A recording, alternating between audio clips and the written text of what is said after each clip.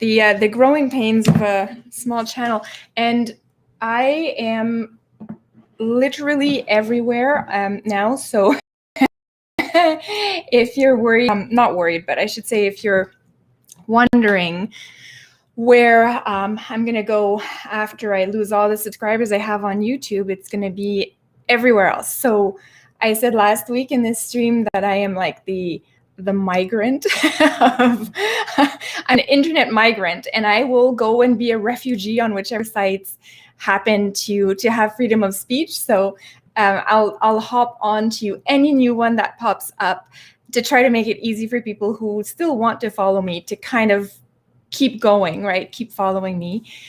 So yeah, I am on Rumble, I'm on BitChute, I'm on Gab.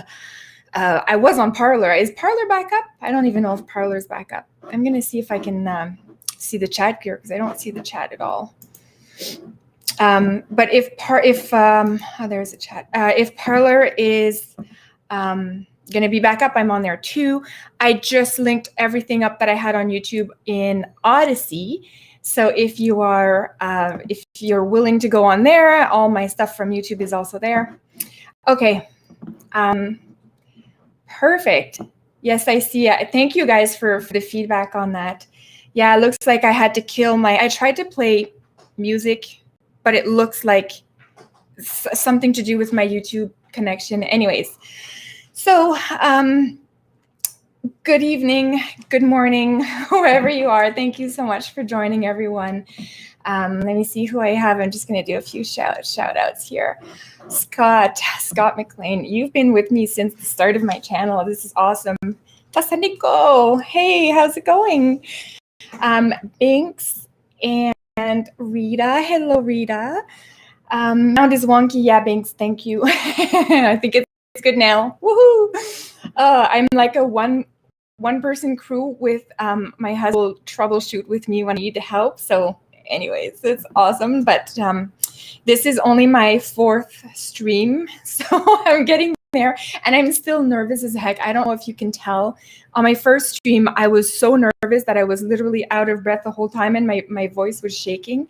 And I think I'm a little bit better. Every time I get a little bit better, but I'm still nervous as heck. Like before going live here, before clicking the button, I thought I was going to puke. Like how nervous I get on these streams.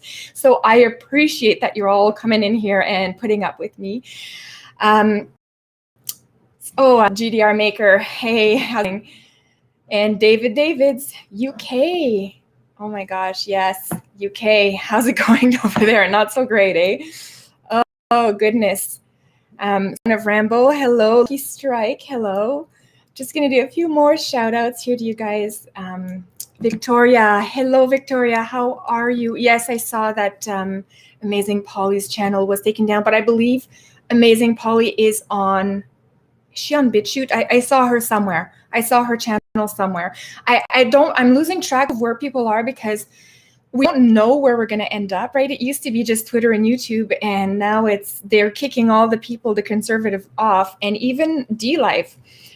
They X-tagged me, which means they've deemed it that it's political content. You can't do the whole distributing the lemons more, so we have to do it's X-tag. So as soon as I can find another streaming solution, like maybe it's going to be Rumble, I don't know, but as soon as there's other ones, I'll try to go on those as well and scoop up everybody. So I'm trying to be on all the platforms just in case you want to keep following me, and in case I drop off YouTube for some reason, you should be able to find me anywhere. So internet migrant, going after all the freedom of speech sites. And by the way, that's what we're going to talk about today. So you saw the title, it was Trading Freedom for Security. And by the way, it's the International Holocaust Memorial Day today. So we've been doing a little bit of analyzing tyranny via small, tiny daily events. But today, so for anybody who hasn't followed us, and I think the people on YouTube, this is the first time I've opened this up to YouTube because I was too nervous to have too many people. And oh gosh, yeah, I see 51 and I'm getting really flustered here. So what we've been doing on this that I do is I have been reading a book that is a diary from the 1930s. So it's a German professor who's Jewish, who wrote a diary, and we're going year by year. So this week we are on 1905, and I did not time that to coincide with the Holocaust Memorial Day, but it's kind of like a happy coincidence because the 1935 is the year of the Nuremberg laws. So we're going to cover that tonight. It is the scariest thing. You guys are going to want to stick around for that because it is scary what happened in Germany, and we're very, very close to repeating certain things here. I'll show you. The diary has all these small things, and it's really crazy because when you read this diary, and I'm not going to read the whole thing, it's just excerpts that, like I said last week, I have carefully curated for you. But as I read it, you'll see it's like these micro little tiny things that happen in daily life that are so uncanny to what is happening right now with the whole lockdowns and COVID. And I said COVID. Oh my God, YouTube's gonna kick me out now. I think I have 5 minutes before 5 minutes that the YouTube people listen in, or they're botting in, and after that they kind of give up. So I didn't say it too early. But we'll see. If I get kicked off YouTube tonight, just hop on DLive, guys, and you'll be able to find me there. But anyways, gosh, what was I talking about? Ooh, ADD brain. So yes, in this diary, you can see all the tiny little elements that happen on a day-to-day basis to the Jewish people of Germany, and it's very close to some of the freedoms that we're losing. So the mechanisms are the same, the events, the series of events, and the topics are different. So, for example, our generation is masks are the good people, and the non-mask wearers are the deniers and the crazy people, and they should all be rounded up. Whereas in Germany, it was the Jewish, the gypsies, the non-wanted people, undesirable elements of society that were rounded up. So it's just kind of like different things, and we're not quite as far as Germany progressed, and hopefully we can stop it. And I think we will. So very, very hopeful, because a lot of these alternative media platforms are allowing people like me to speak up. So you have to keep your spirits up. Follow the people who are speaking up, because we will keep doing this. The freedom fighters will keep doing this. And when we have your support like this, it is amazing to us. So this is what's going to keep going. And they can try to kick us off anywhere, but it's not going to work. Freedom will always win, and there's always going to be people to fight. And I know that a lot of you guys do as well. So, and when I say fight, I really mean like ideologically with words. I don't mean fighting. That's for the left. They actually do the actual fighting. Okay, I'm just gonna quickly go back in here. Oh, Crit, you're here. Hello. Just a few more people, and then I will start going into a few articles that I have selected that we can check. So if I didn't mention your name, please. Steve LT, now known as Steve L double T. I love it. Hi, Steve. So if oh gosh, yeah, we're going to go into a few articles that have happened this week, and I think are really important. They relate directly to how we are trading in our freedoms for security. So we're going to see that. So if I haven't said hello to, please do not get mad at me. The chat is going a little bit fast, and I'm really trying to keep up. But yes, it is not. It's not because I'm ignoring you. It's because I'm like literally unable to keep up with everything. So, but thank you all for being here. You guys are amazing. Let's get into these things first. So here we go. I'm going to share with you these articles. I've already prepared them on here. So the first one I wanted to add is the censorship. So we're going to have more censorship coming. So check out this article from this week. Let me see if I can get this up here. There we go. So National Post. And this is the title. They say Canadians want online hate and racism curbed, even at the cost of freedom of speech. So this is a propaganda article, and you don't know it right off the bat because it gives the impression, oh my gosh, Canadians want online hate and racism curbed. They're willing to give up their freedom of speech. But really, if you really ask 2,000 Canadians, and I think that's just the most ridiculous thing to take a 2,000, and was it all the people in Toronto? Like, we don't know where these 2,000 people are. Who are they? But to say 2,000 people represent the majority of Canadians, just absolutely ridiculous.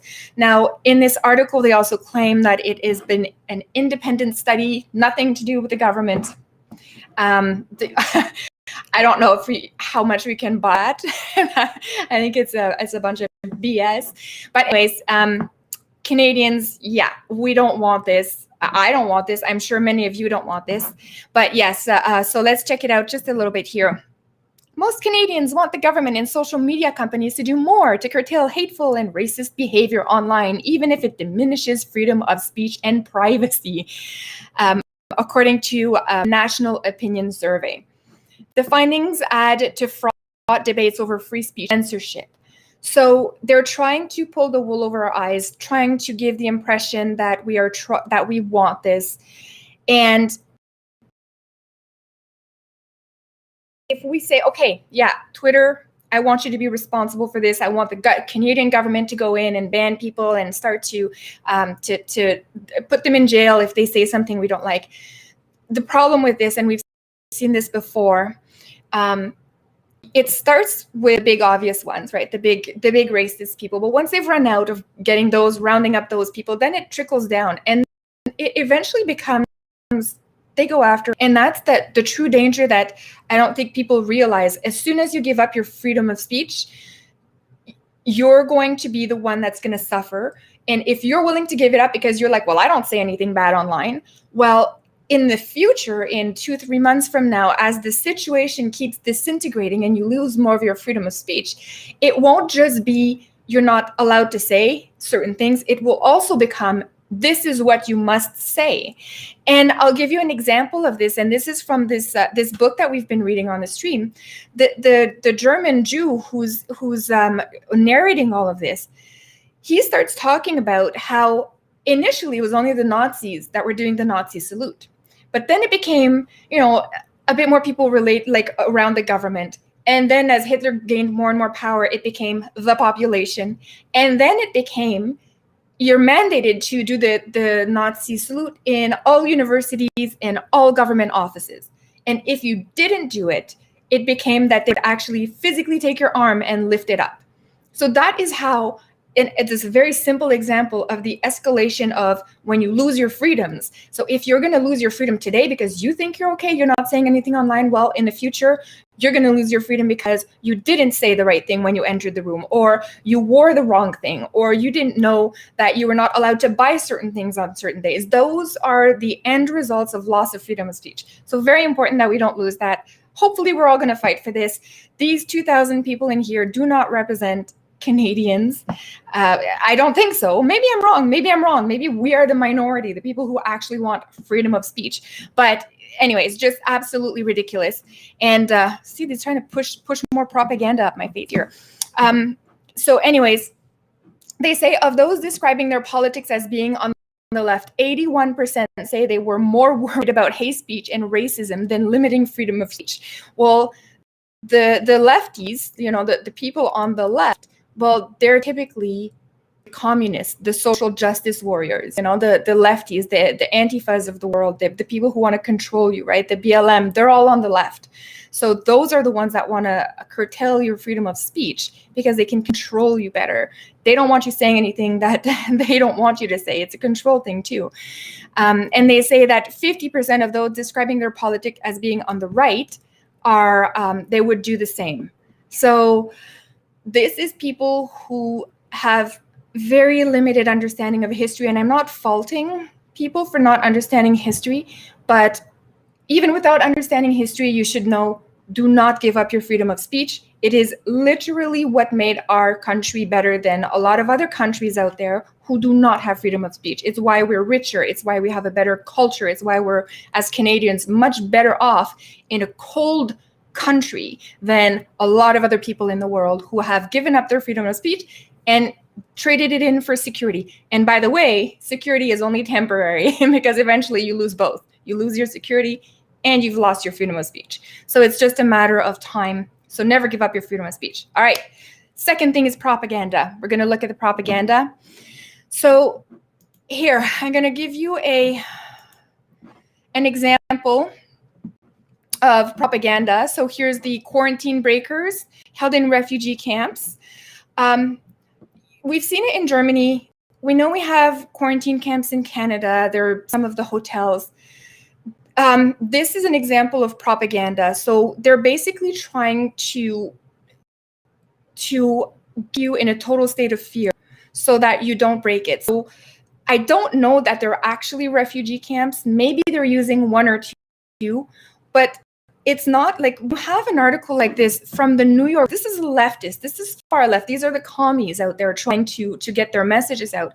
And you always have to wonder when a commie's trying to tell me something, what is it they're really trying to say? So they're starting to publish all these articles. These are propaganda efforts aimed at making you so fearful that you're going to just do whatever they say, right? As long as you don't end up in a refugee camp. So I don't know that there really are that many refugee camps, even here in Canada, but I think that the press is now completely running with this all over the world because they want to control you and they want to make sure that you don't break the quarantine rules. At first, it was just the fines, right? But you can see how it's escalated now to some quarantine camps. And Germany's tried the concentration camp thing before. It didn't look very good on Germany. So I'm hoping they're not going to go there. But I do believe a lot of this is just pure active propaganda. I have an image to show you as well. That's another example. This might make you laugh a little bit. I don't know if it's big enough in here. So these are two NPCs actually having masks on, and they're competing for how many masks. And even this week, Fauci in the United States came out and said, you have got to put 2 masks is better than 1. We already know 1 mask doesn't work, but now they're saying 2. And this is also more propaganda. So the effort behind this is, oh, well, at least you only have to wear 1 mask. Like, we're going to say that you have to wear multiple masks. Oh, so you should be content that you only have to wear 1 when you go out, right? So that's kind of the idea behind that. And there's a bunch of other things coming out everywhere. The propaganda is hitting us real hard these days. So it's really tough to navigate through all of it. What's news? What's propaganda? Just gamble on propaganda. You're going to be right almost all the time. But this is an example. I've heard some crazy stuff coming out of China that they're doing anal swabs for COVID. I don't know if that's true. You have to remember, China, they don't let anything come out in terms of information that they don't want us to have. So I think the fact that China let that slip out is really to scare you, to say, okay, well, I'll take the nose one. I'll take the nose test instead of at least I didn't get the other one, right? So just question everything. I think the propaganda is heavy. They've brought out the big guns now. They've brought out the Soviet style propaganda, the Goebbels, right, from Germany. It's big. It's big now, and it's just nonstop, constant fear mongering. And one thing that I find actually hilarious, and you guys can let me know what you think, if in the United States, as soon as Trump was out and Biden stepped in, all of these commie states like California and New York, they all started easing up on their restrictions for COVID. And we know why, right? Because now they're like, oh, it's maybe time to reopen the economy, right? And it's because they needed to get Trump out. Now they're going to make it look like under Biden, everything is going to be fantastic, which is a whole other arm of propaganda right there, everything to do with Biden.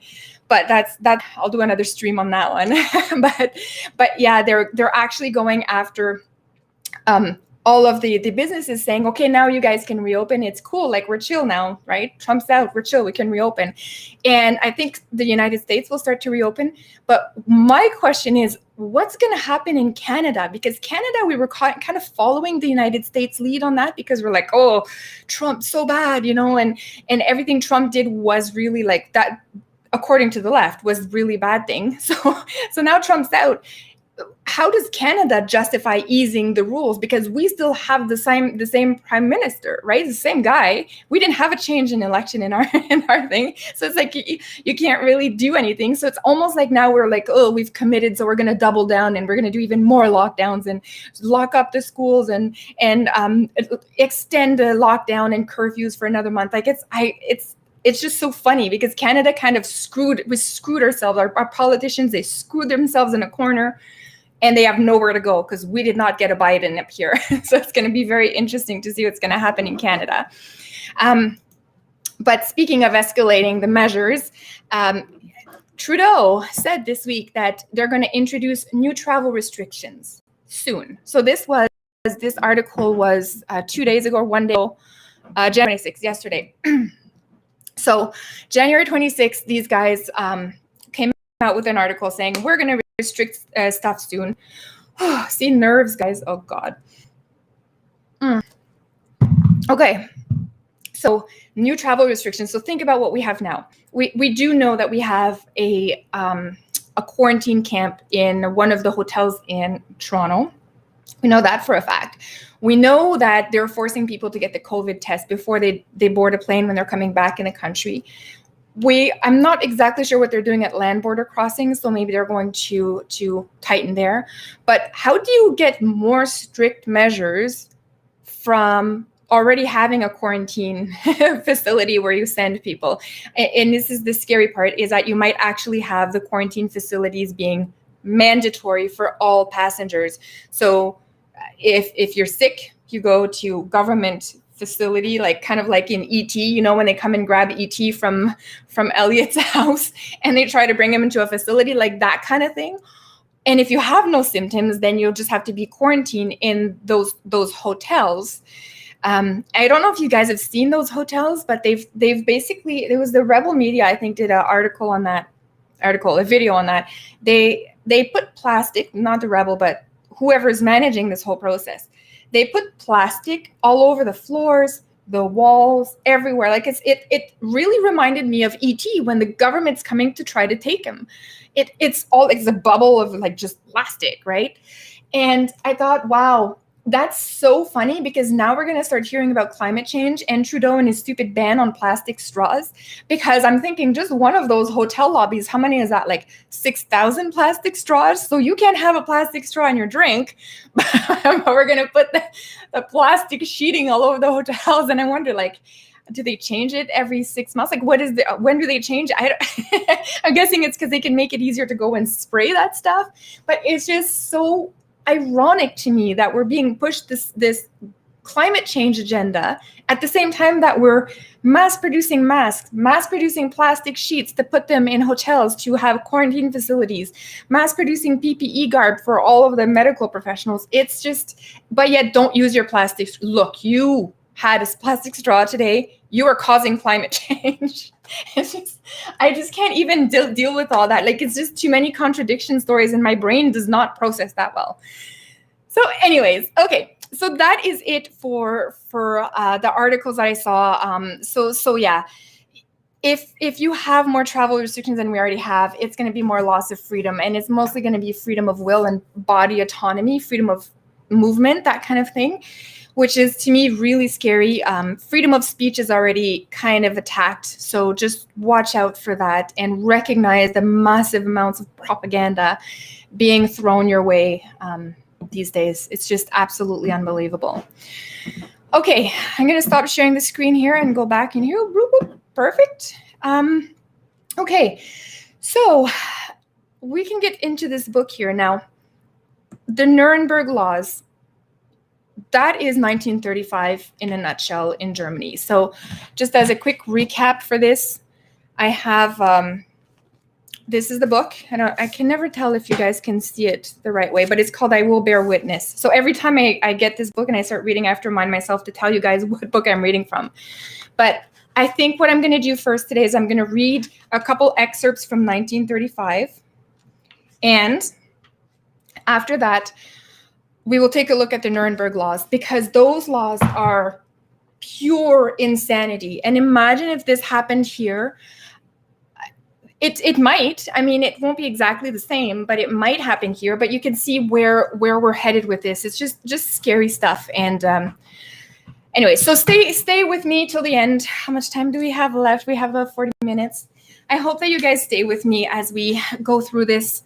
The Nuremberg laws at the end, and I want to keep them to the end because I like to have the context. This book gives you like the micro context, right? So it's all these little tiny things that affect the daily life of this professor, which I really love, because it's really easy to identify with and to understand how things are going when you look at the daily life of people. And this is why I love reading history through diaries. These people didn't really have a motive. They put their lives in danger. Aside from trying to get the truth out there, they didn't have a motive. Like, it's not they weren't getting paid.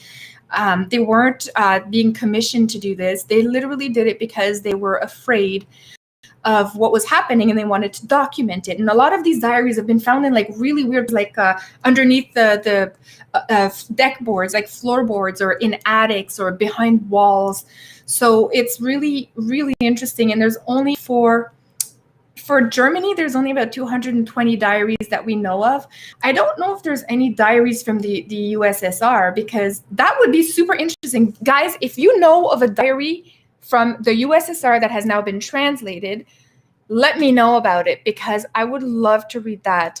The USSR was so strict, because you have to remember the Germans came from a relative democracy with freedoms and all that, and it changed kind of really fast, whereas the USSR had complete full tyranny within a matter of months, and people were so scared that they didn't talk, they didn't write anything. So I'm wondering if anybody wrote anything aside from the historians who were able to only dig into this after the communism fell in 1991, right? I'm wondering, and we're still going through the archives of the Soviet Union, finding all sorts of crazy stuff they did. It's just unbelievable.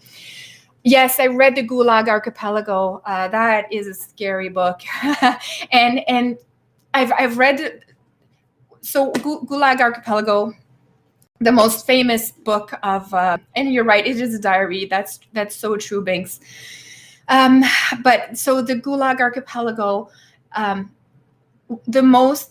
the passage that really affected me the most is when, so this guy who, and now I can't even remember his name. This is how I get super nervous on camera. He actually said, because he was taken from his city, put into a camp, and then put into more camps. And at one point, he got a little bit more power in one of the camps, and he was able to exert that power onto other people that were kind of subordinated to him, I guess, as prisoners. And he said, everybody has good and bad in their heart, and it's a constant struggle. I'm paraphrasing. It's a constant struggle to make sure the good prevails. So anyways, and that's probably the passage that got me that affected me the most, because it's so true. Everybody has a bit of good, a bit of bad in them, and you really want to make sure that the good comes out most of the time. So anyways, yeah, Solzhenitsyn, that's the, thank you. You're gonna think I know nothing. Oh goodness. Just gonna, before I start reading this, let me just take a quick peek at you guys in the chat. Voices from the past. Yes. There's also the guy, the Yusanka show. He does a daily life in the USSR. He came from there, and he's in the US now, so he can actually talk about it. I watch his show a lot too. Just quick. Hawker, hey Hawker, how's it going? Manny, hello Manny. Who else is in here? I was just going. Derek, hello Derek. Reverend Jim Jones, I haven't seen you in a while. It's because I haven't made a lot of YouTube videos. Normally a lot of you guys are commenting on my my YouTube videos, and it's because I'm so busy these days. I find it easier to do a live stream now, and I don't have to edit anything, and I don't have to upload anything. And it's just kind of, and now that I'm on every other alternative platform, it's really tough to take a video and upload it to YouTube and BitChute and Rumble and Gab TV, and it's a lot of work. And when I try to upload to BitChute, sometimes it takes 8 hours, and then I'll get my one kid will come up from the basement and go, "Mom, are you uploading video to all the channels again? Because my internet is super slow and I keep getting kicked out." So he's gaming down there, and he can't even get a good Wi-Fi connection. But anyways, okay. So thank you again so much, everyone, for being in the chat. Like, I really sincerely appreciate that you're all here to listen to me kind of blabber on. Okay, so let's go. All right, 1935, guys, January. So here he says, even in 1935, there's a guy who went to this professor's house, and he says, this guy was nice in this girl, that she repeatedly expressed with unshakable certainty that this will be Hitler's last year. So even as Hitler is now the dictator, people in Germany, some people were still really believing, hoping that this would be his last year, because it's really, you can't believe the changes that are happening when you're looking at this going around you, thinking, how is this even possible? Hi, Vernon from Nova Scotia. Vernon, thank you for joining. Vernon's commented on almost all my videos. Hi, Download 21, Snowmatic, hey. Okay, oh my God, I need an assistant. Who wants to be my assistant? Just kidding. But yeah, it's tough to keep up with the chat and everything you guys are saying, because I'm interested in what you guys are saying, so it's, I'm torn. Okay, January 9th, Wednesday. Private and general situation coming to a head. On January 3rd, Blumenfeld asked to resign voluntarily from his teaching post. Otherwise, the authorization to teach at a university would have been withdrawn from him. Blumenfeld put on record that he teaches psychology in an entirely scientific way, but the Reich governor sees the matter differently and is making the decisions. Blumenfeld will probably resign voluntarily, and it's, quote, voluntarily, because otherwise his pension will be reduced. So in 1935, in universities, in the medical professions, law firms, a lot of Jews were asked to voluntarily resign. So it's a very scary situation, and just for no good reason aside from they decided that they didn't want the Jews there, which is absolutely unbelievable that you can do that to an entire category of people. Perhaps it will help us while our Jewish people are completely pessimistic and in the press everything looks wonderful. We hear something very different through Anna Marie and Gusti from Swiss and English newspapers in foreign radio. According to them, SS men have been shot. There was a clash between the Reichswehr and SS in Magdeburg. Hitler is completely in the hands of the Reichswehr. Nor do things look particularly good in Germany.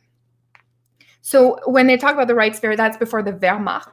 So that's the government that was there before, and in 1935 they're about to be replaced by the Wehrmacht. So when you hear about that in the history of warfare, like the Wehrmacht army, that's the army of the government. And here they're saying that they're really depressed. Like the Jewish people are really not seeing anything in a bright light, and inside Germany, the press, the radio is everything, everything's great. But outside, the foreign press is reporting different things. So people that had family members and were connected to people outside of Germany were hearing that. People who were in Germany but were not Germans, they still had access to get non-German newspapers. So they were able to get the truth.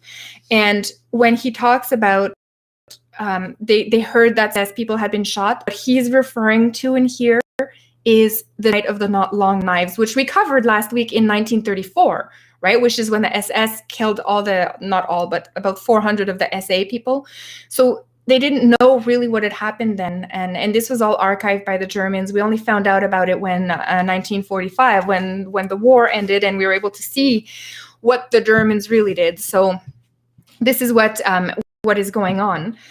And they don't trust their own news anymore. Okay, February 7th. And every day the Hitler government is more firmly established internationally and therefore more secure at home. They're growing balls. The government of Hitler is growing some serious balls at this point, and they're about to take over big time. He didn't say that, that was me. These must be the saddest days of my life. And I feel for him because this is only 1935. I'm like, do you know what's going to happen in a few years? Like it's really heartbreaking to read this when you know what's going to happen. So in the past, when I felt bad, I had the future to look forward to. Now I think I'm unable to go on. A lot of people feel that way now because of COVID, people who have lost their businesses, and a lot of people, young people, like school-age teens, that are starting to commit suicide because they're a bit lost and they don't know what to do. So it's not like I said, it's not the same circumstances, but the same mechanisms of freedom loss are operational in the background. It's the same thing that's happening. And just because we don't have it as bad as the Nazis did to the German Jews and the Germans, the population in general, just because we don't have, doesn't mean we're not going to get there if we don't stop it. So this is why it's important to look at this stuff and stop it, right? Stop it before we allow it to go through. So this is what I mean when I say we're going to keep fighting for freedom. I'm going to use these passages to show people if we don't fight for this, nobody will, first of all, and we're going to lose that. And we may very well end up in a 1939 type Germany once again, because history does have a nasty way of repeating itself, right? Okay, February 9th. Today, authorization to teach at the university was withdrawn from Blumenfeld without explanation. So just a month before, Blumenfeld was able to voluntarily leave and then take pension. Now it's just gone. So his pension is gone. His teaching post is gone. Today, Goering is on a state visit. Instruction: all public buildings are to fly flags for 3 days until Monday evening. The population is requested. That is printed on today in the Dresdner NN, their journal, their newspaper. I see many flags in the street, but few here. The whole street put out flags tomorrow. I shall also have to do so. So when he says flags, he's talking about the Nazi flag. So there was Hitler was a bit on a bit of a tour in Germany in 1935. It sounds so weird because it's like he's a rock star, but when they would go there would be a couple of Nazis would go before him, and even if it was Goering or Goebbels or whoever's going to do the tour, they would send a bunch of Nazis before them and require everybody to, first of all, clean up your town, right? Germany's perfect, and put up the Nazi flag, and then everybody would have to go and do the Nazi salute, right? So very, very, very scary times. But wait, there's more. Okay, March 17th, Sunday. 1.5 weeks ago, I had a serious bout of influenza. This one I just put in there. I snuck it in there as a bit of a joke, because you'll see why. I was on my back with a temperature of almost 102 degrees. I do not seem to be able to recover properly from it. So I'm not making fun of the fact that he got influenza, but I'm thinking, if we left it to the lefties, they would actually go and rewrite this book and say he got COVID. Anyways, that made me laugh because I'm a dork that way.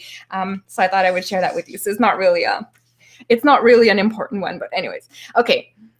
Political situation is hopeless. Financial situation likewise. So I think a lot of people feel the financial situation is quite hopeless these days here.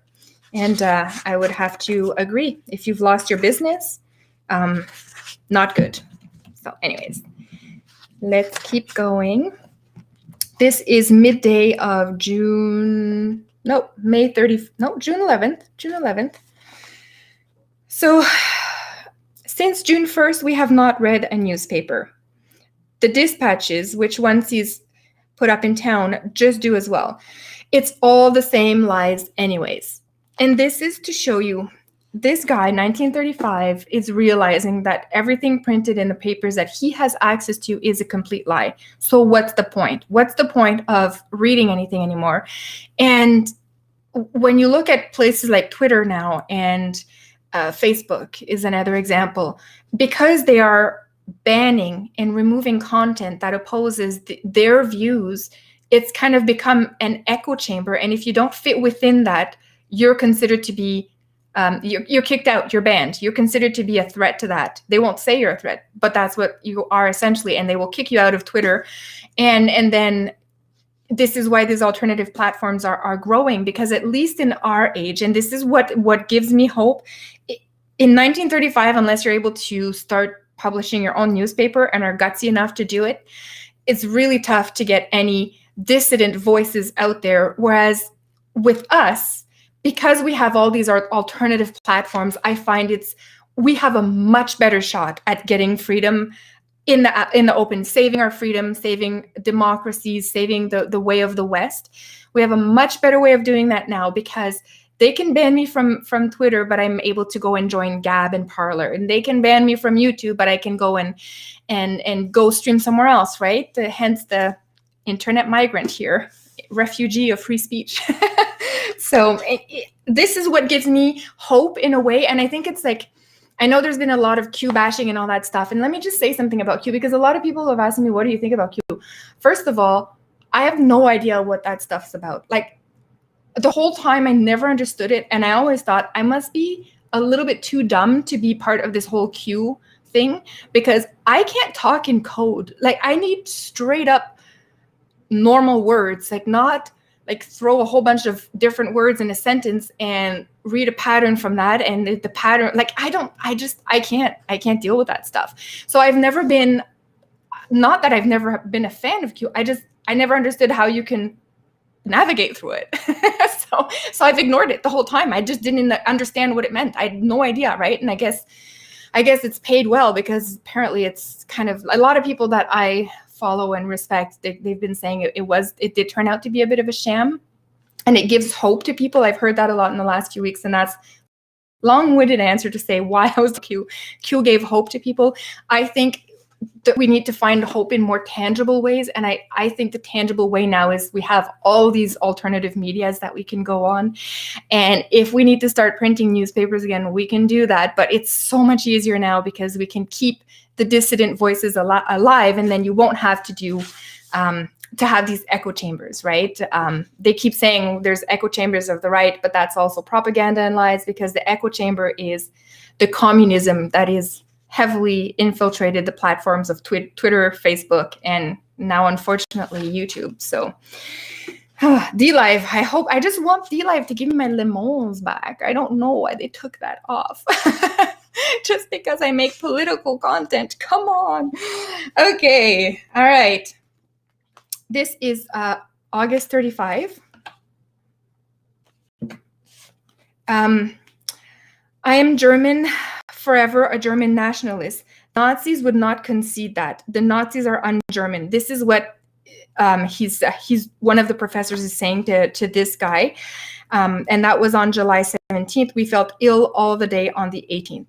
So the Nazis claim to be German, but they're not German. They're really representing reverse Germany, or the dark side of Germany. And I feel the same way about the government in Canada right now. I feel like Canadian government is not Canadian anymore. They're just, but that's because they're not. They're working for the New World Order, though. They're working for the international communists known as World Health Organization and Agenda 21. So our government is no longer ours, unfortunately. So I totally relate to why these people find the Nazis un-German. The Jew baiting has become so extreme, far worse than during the first boycott. There are the beginnings of here and there, and we expect to be beaten to death at any moment, not by neighbors, but by purgers, I don't know, who are deployed now here and there, and now there as the soul of the people. On the tram stop signs on Prägestraße, my German coming out. Who buys from the Jew is a traitor to the nation. In the window of small stores, full of this abuse. In addition, no Jews do we want in our fair suburb.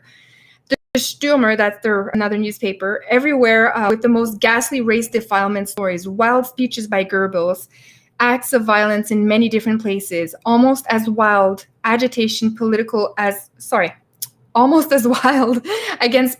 Catholicism, which is allying itself with communism, befools churches and maintains that it was the Nazis. Everywhere dissolution of the Stadthelm.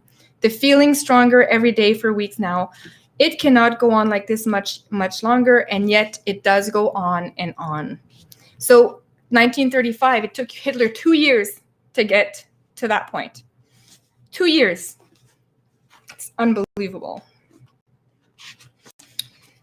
Yesterday, this is September. So this is actually just a little sneak peek at the Nuremberg laws.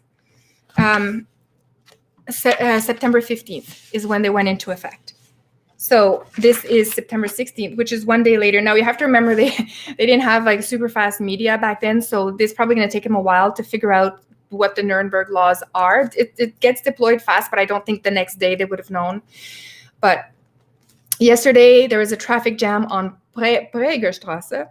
Crowd of people with cars. A young man, pale, rigid, mad in appearance, shouts without stopping at someone else whom I could not see. Whoever buys from the Jew is a traitor to the nation. And so on and ad infinitum. Everybody is disturbed, embarrassed. No one interferes. And that is scary as heck. Like, that's me saying that. Scary as heck. No one interferes, because that's what happens when tyranny comes and takes over your town. So this is in a small town. So it's not like a Toronto, right? It's a small town. They've sent their little Nazi guy down to that small town to kind of talk about the Nuremberg laws and shame people who associate with the Jewish people. And this is what happens. This is what happens when nobody speaks up. More of these can happen. Like, they should have taken the guy who showed up in there, and this should have been done widespread in all of Germany. Take that guy and beat the crap out of him and send him back to the Nazi headquarters, right? Yes, maybe next time they'll show up with guns, but make sure you have a plan and have more people there. At this point, what are you going to do? If you do nothing, we know what happens. Concentration camps. You get concentration camps if you do nothing. So we've learned that from history. This is why when we see the freedoms, our freedoms leave, if we have people coming to our cities, representatives of the government saying you all must be rounded up to be tested for COVID, you must all take the shot, the vaccine, you must all take it, round them up. Like, we have to fight. We cannot let this happen. If you don't want the vaccine, but you say nothing, could happen. So September 17th, Tuesday. While I was writing yesterday, the Reichstag in Nuremberg had already passed the laws on the German blood and German honor. So let's see, this is 2 days later. Prison for marriage and extramarital intercourse between Jews and German, prohibition on German maids under 45 years of age, permission to show the Jewish flag, withdrawal of civil rights, and with that, with what justification and what threats? Disgust makes one ill. Saturday, October 5th.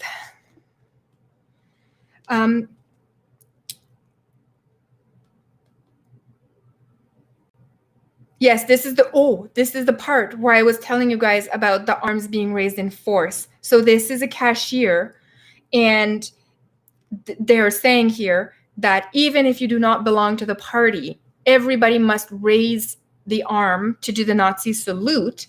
And there one's arm can be raised by force if one does not give the fascist greeting.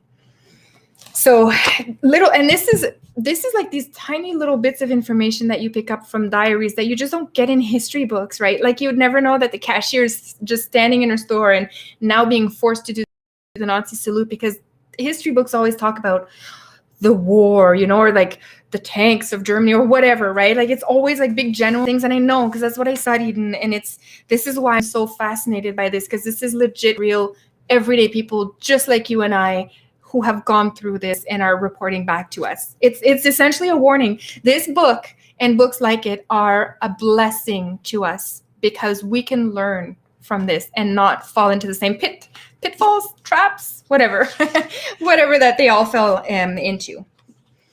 Okay, so let me see. I think I have a few more for 1935, and then we're going to jump into the actual Nuremberg laws. Okay, this is a part where he's not happy. He didn't get a good settlement in his pension, which sucks. Imagine you work your whole life and then, nothing. Okay, so that's good. So let's go into the Nuremberg laws. I'm going to share the screen again. Woohoo! Here we go. And there we go. Here we go. Nuremberg race laws. So 1935, the Germans had, the Nazi party had a big, what do they call it? Where they regrouped, like a convention. And they decided that they were going to exclude the Jews from as much of life as possible. And they called it the Nuremberg laws. And it was actually done in the town of Nuremberg. That's where the convention was, the Nazi party convention. And in a kind of a positive twist of history, that's where the Nuremberg trials happened at the end of the war. So I don't know if that's why they were there, but it's a little bit of a reversal, like the yin and the yang, right? So the bad, and then they ended up doing a little bit of good in Nuremberg. So yeah, hopefully hopefully we don't ever have anything like these laws here. So one quick thing to understand about the Nuremberg laws. This is the first time, and this is the source origin of when the Jews became a race.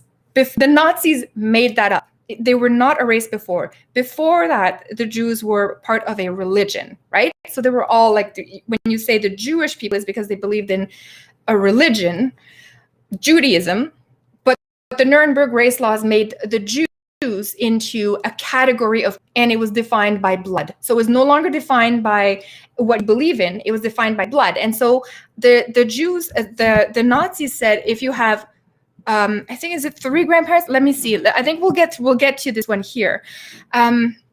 But some of the things that they had to do is they had to start giving up their businesses to Aryans, so to the Germans. There was rules around who you could marry. So if you cannot marry non-Jews anymore, and that the whole goal of this was to keep the purity of the German blood. And they needed ways to identify who the Jews were, so they started by putting in their passports a J stamped in. And there were too many Jews in Germany that didn't have a super Jewish name, so the Nazis were like, well, how are we going to stop a guy? How do you know if he's Jewish? And what they did to remediate that problem is they actually decided, for every guy, we're going to give him the middle name Israel, and for every girl, her middle name will be Sarah. So if I'm Julie Mora, they determined that I'm a Jew, I would be Julie Sarah Mora. So that's what they did. Another thing that I've learned about those laws is they would do things like they would paint bench parks yellow, and that's where the Jews had to sit. They could not sit on any other bench park, like crazy stuff like that they did, all in the name of purifying the German blood and have nothing in it. So nothing Jewish in it. So here, Jewish doctors forbidden to treat non-Jews, and Jewish lawyers were not permitted to practice law. So can you imagine, like, if you have a really good lawyer and he's a Jew, and he's like in the middle of defending your case with your neighbor where you're fighting and you're about to win, and now your Jewish lawyer can longer represent you. Like, I can imagine how this must have been. And there were a lot of really great Jewish doctors, just they're not allowed to practice. I'm pretty sure they would keep practicing on the black market, in the sense that I'm pretty sure a lot of Germans that were seeing these Jewish doctors, there has to be a few of them that went and said, I don't care that you're a Jew, like you've been my doctor for 20 years, like, and they would go see him underground, if you want, like on the black market of medicine. I have to imagine that happened at that time. Of course, you had some of the very proud Germans who said, no, I'm not seeing a Jewish doctor anymore, ew, which is completely ridiculous. But I'm sure that happened. Now, like everyone in Germany, Jews had to carry the identity card, and they had the red J stamped. Oh, here, the names Israel and Sarah. So this is where they have most of the laws. Now, I think I'm not going to go through all of it, because it's just imagine anything that can go against the Jew, and that's in the Nuremberg laws. The marriage law. So for the protection of the hereditary health of German people. See these words in English. I don't know where to put so hereditaire, okay? So the law for that, it's look at how fancy that thing sounds. Like, you're like, ooh, the law for hereditaire, but really, like, it's so appalling. And this is part of the propaganda, and you give cool names to bad, evil stuff.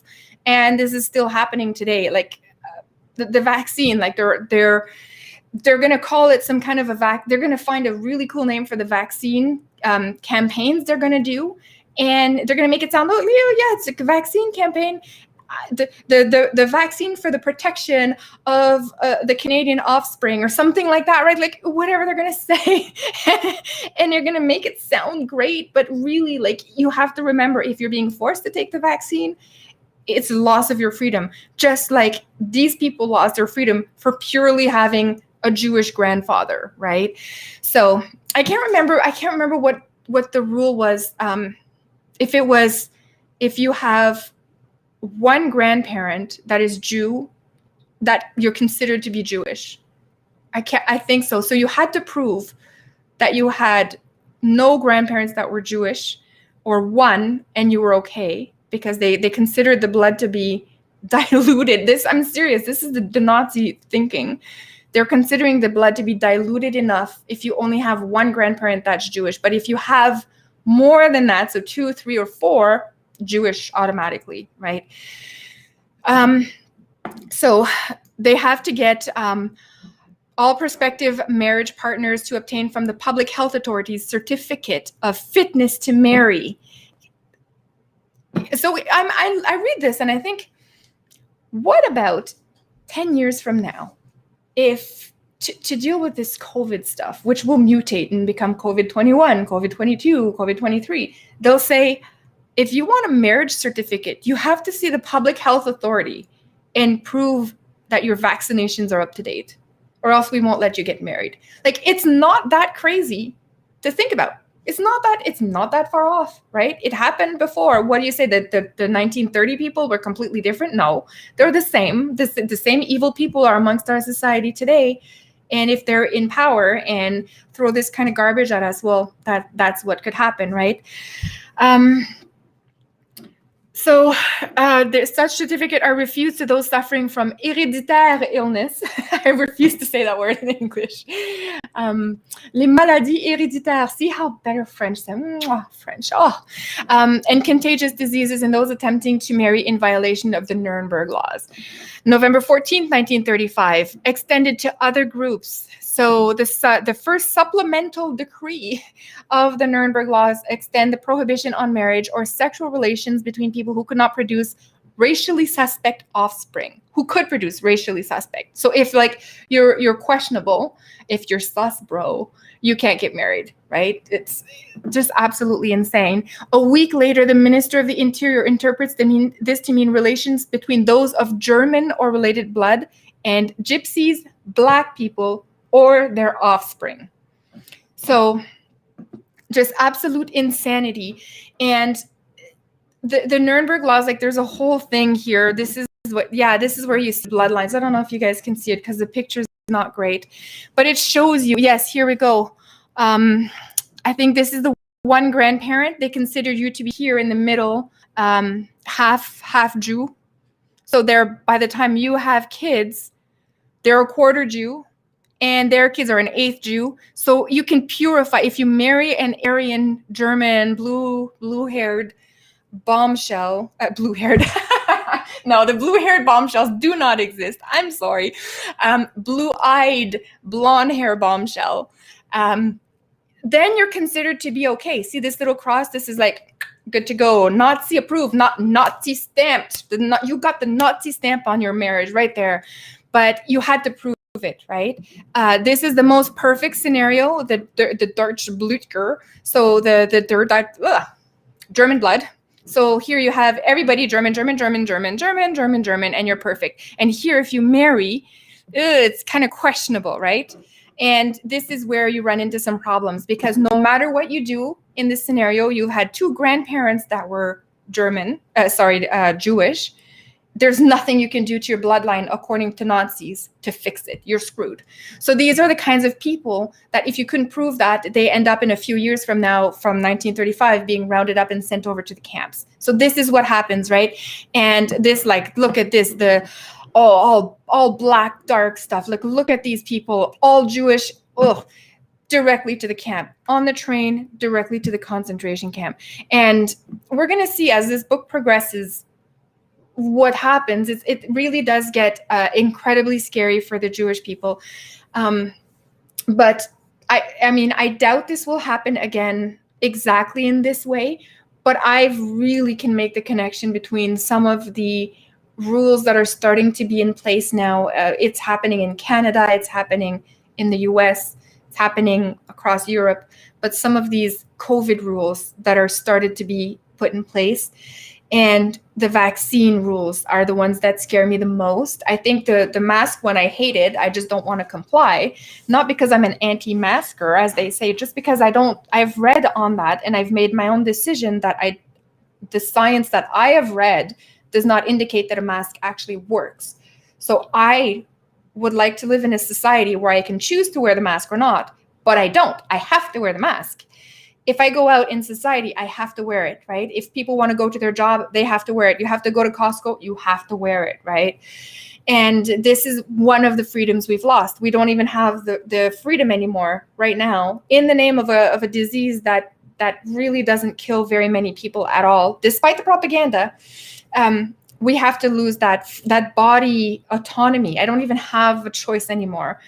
The vaccine coming up is going to be far worse. And like, I dream up these crazy things in my head because I've learned so much about history and about how the appalling things. Oops, sorry guys, I just smacked the microphone. It's gonna be so loud.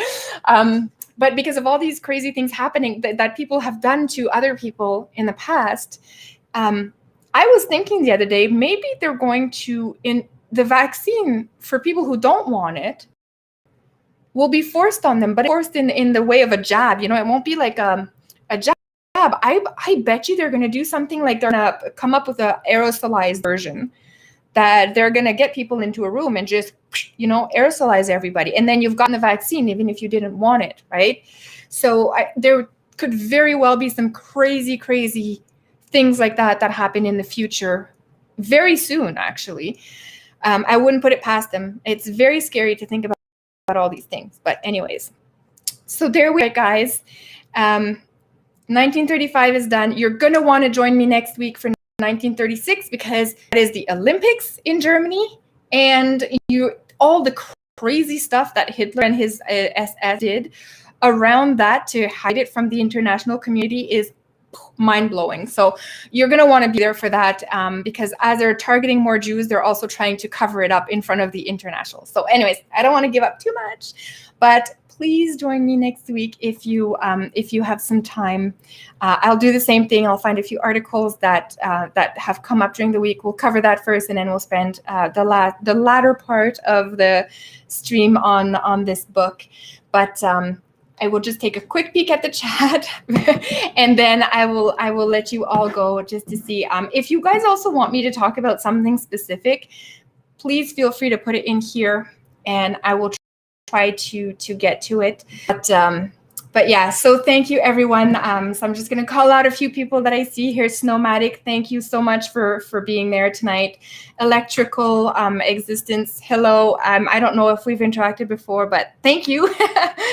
Manny, I've seen you before. Hawk, Joe Mac, thank you. Victoria, thank you so much for coming. Let me see. I'm just going to scroll up. Trish, you were here. Hi. Oh my gosh, Trish, I haven't seen you in a long time. Trish is another one that's been a long time with me on this channel.